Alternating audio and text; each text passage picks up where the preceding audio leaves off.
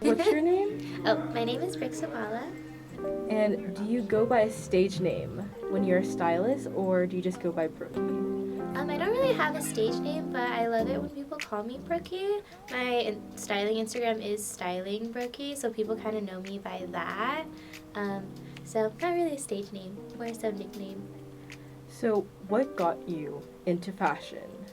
So I was actually into fashion from a young age. So I always knew since I was little that I wanted to do fashion because I watched shows like America's Next Top Model and like Project Runway growing up. So ever since I saw that, I was like, oh my gosh, like I want to be in the fashion industry, and then I just stuck with it. So how long have you been a stylist?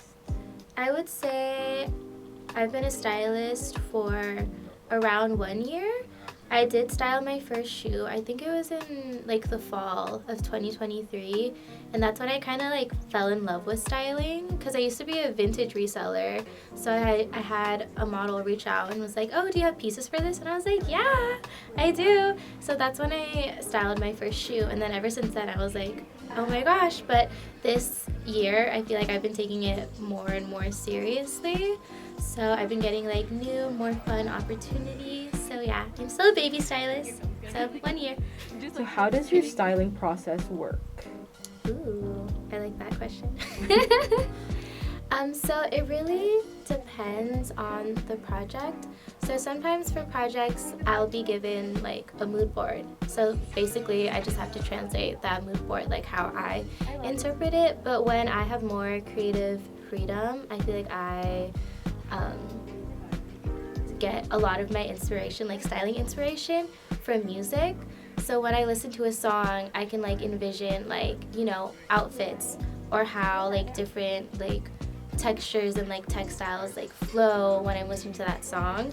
So that's kind of how I like to get my process for styling, like my inspiration for that. Or even for some shoots, I'll just create like a playlist, and then I'll just like close my eyes, envision pieces, and then after that I have to figure out how to get those pieces. So that's when I go to vintage shops and ask like, hey, like, do you have anything? Or that's when I go to designers, or that's when I just go on full on like online shopping sprees to see what brands carry these products and if they would let me use their items for shoots and stuff. So that's basically like my styling process a little bit. So what is your favorite part about being a stylist? I think my favorite part about being a stylist is seeing someone's face light up when they love the outfit that they're in. Or I think my favorite part as well is when they're like, oh my gosh, like I never thought this style would work on me. And I'm like, no, it works great on you. You just like haven't tried it out yet. But I think I'm a very big believer that wearing cute clothes and wearing clothes that you feel good and cute in helps a lot with like confidence, because not to talk about like people's like aesthetics or something, but when I know I like feel good, like I just feel like I can talk to anyone, I can do anything, like I feel like I'm on top of the world because I'm like, okay, I'm in a cute outfit, like yay. So getting to share that love of clothing and sharing that, like kind of helping people like find their confidence and get confidence through their clothes is something that's like super beautiful to me, because I was like very, very shy.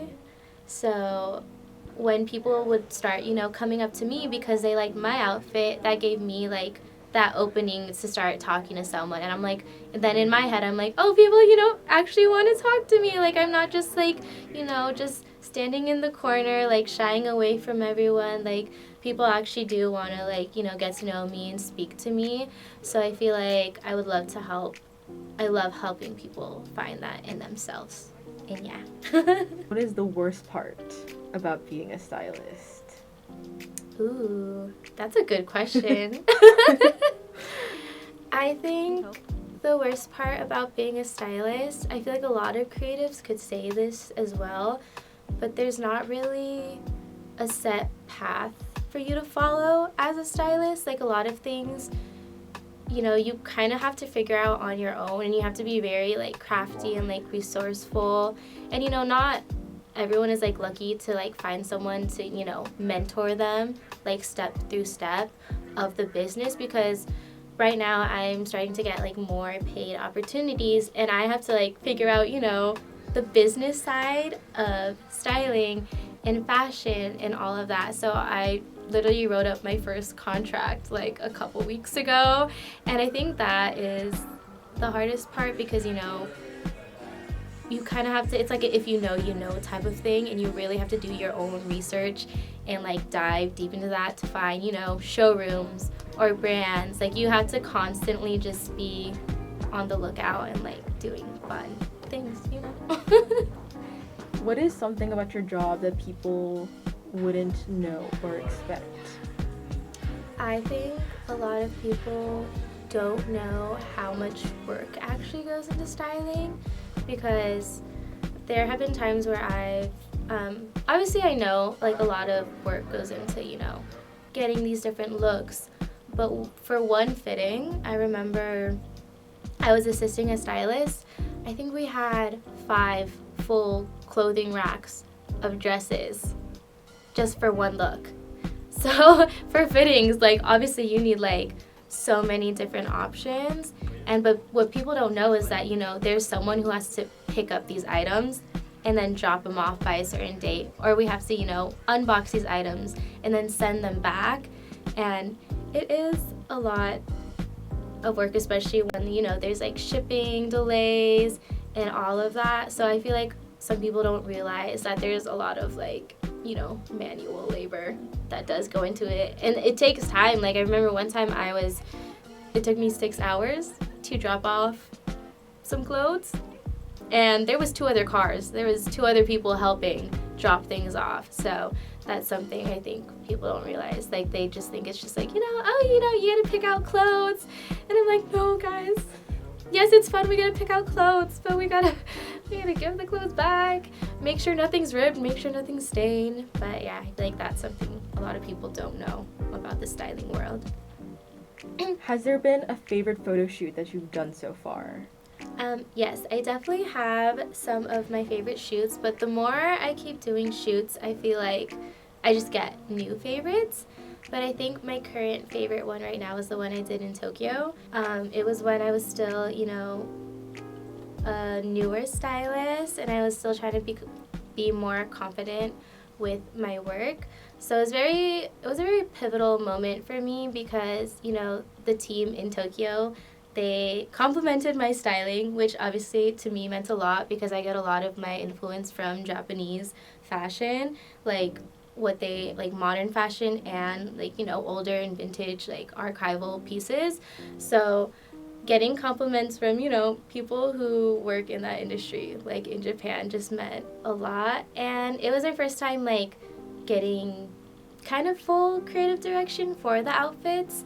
Like I was just given a story from the photographer and he was like, okay, and then I had to like translate that story into an outfit, and I'm very happy with the final project. So I think that's my favorite one, and I actually worked with that team a second time, so yes. What advice do you have for anyone who wants to start out styling but doesn't know how to start?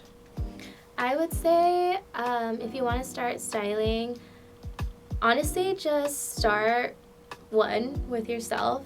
Yourself is always a good person to like practice with, because I feel like as people we're always like growing and finding our own style. So if you're comfortable, you know, wearing like fun things yourself, then that gives you the confidence to be able to tell people what to wear, if that makes sense. So I would say first, you know, just play around with outfits for yourself. Try out different techniques, try out different styles and all of that. But then once you kind of do that, I would say just start doing shoots with your friends. Be like, oh, let me style, you know, what you have in your closet already. I feel like that's a very good practice to start, you know, building up your styling skills, because you kind of have to be crafty and work with what you have. So if you're using someone else's closet, they already have their kind of set, you know, aesthetic and style. So then you learn how to translate their style into something new, or, you know, style them like in a different way from how they would style themselves. And then also this gives you like more like knowledge on different brands, different like fits, and then also body types are really important when it comes to styling. So obviously everyone has different body types, so if you style all your different friends, then you get to learn like, okay, this top doesn't really work on you, but that's okay, but this works on, you know, so and so. So just playing around and getting to, you know, create with friends, I would say is like an easy start into styling, because you're also comfortable with your friends. You could also do the route where you just jump in and ask a model to style them, but I would honestly tell people if they're trying to get into it to start with your friends, because, you know, that's who you're most comfortable with and that builds up your confidence. And then also with friends, then you could just like go over to your house and it's like very chill, very, you know, fun, like hangout day, but you're also learning a lot. And yeah. So what is your biggest dream as a stylist? I think my biggest dream is to have, I think, 1 or 2 clients that I'm very tight-knit and like close, like family to me. I really want like a La Roche and like Zendaya, you know, type of bond. And I think especially for me, because relationships are super important to me, I think having like 1 or 2 clients that are like, you know, my ride or dies would be easier for me as a stylist, especially if it's someone that I think like our personalities, one, match really well together, but also, you know, our styling directions, because there's some, you know, like stylists, we all have like our different set and styles and taste, and I feel like I'm a person who's very creative. Like I love, you know, mixing different textures. I love playing with the silhouette. Like I just want to create something fun and funky, and I would love to have clients who want that vibe too and will just like let me trust them in creating their new looks. But specifically, I really want to work with musical artists. So I think my dream would be to work with someone who's constantly going on tour, writing new albums, because this also ties in with me getting my inspiration from music. So if I were to have a musical artist, obviously I can listen to, you know, their album, their new song, and then translate that into their music video looks, or, you know, even their everyday outfit looks, you know, anything, or their like tour merch and stuff like that. So that would definitely be the dream, is to have very personal and close clients in the music industry. What keeps you going in your career? Ooh. So I think something that keeps me going into my career is that my, sorry, I might start tearing up. My mom, she, oh my god. So growing up, my mom was a single mom, and she did a lot for like me and my brother. So she was always like a creative person, and I feel like I got, you know, my creativity from her and my dad. But you know, because being a single mom, like, it's very hard.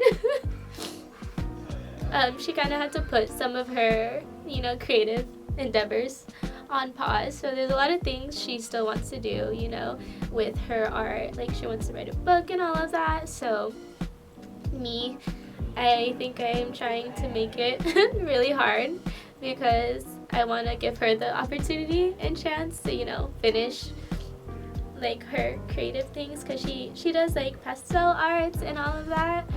So I think that's a very big factor on why I'm trying so hard with styling. And also something that keeps me going is that it's like something I always wanted to do. Like I always knew it had to be fashion. Like I don't have a backup plan. I don't have a backup plan, which, you know, some people would be like, oh, that's kind of dumb, you know, but that's something that keeps me going, because it's like, it's all fashion or nothing, and it's something that I really love. So that is one big reason for, you know, trying so hard for the styling. But another reason was, again, my family has always been like a creative family. So my grandpa, he was a photographer, So he did a lot of like film photography and like film portraits, and I never really got to meet him. So working in this space, I kind of feel like he would be like super proud of me. He would be really proud of me, and I love getting to be around like cameras and like camera equipment, and I feel like when I do like my shoots and stuff, like it seems like a little dumb, but I feel a little connected to him in a way, even though I never got to meet him.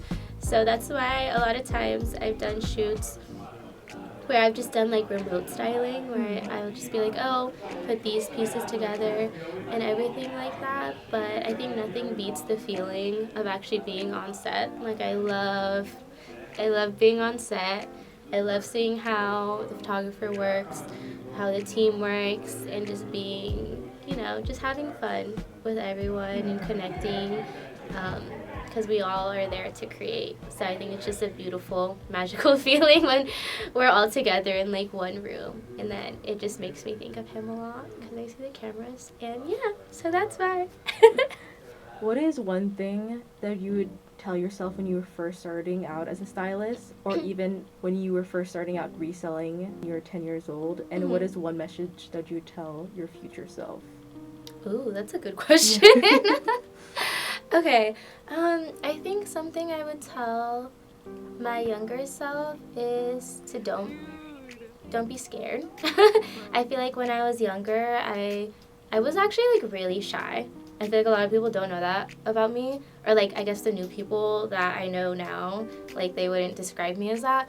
But when I was younger, I was like really shy. But I knew that, networking and like talking to people was super important for the career that I wanted to have.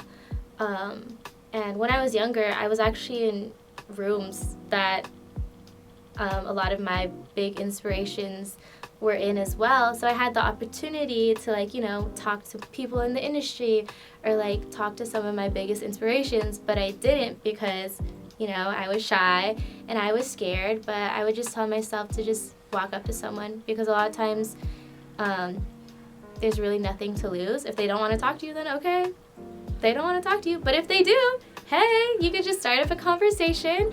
So yeah, just don't be scared. And people really don't care. You're never gonna see people again. So I would tell her that. I think I would tell my future self to not be too hard on herself. I think I would tell her that I love her and I hope she's doing well.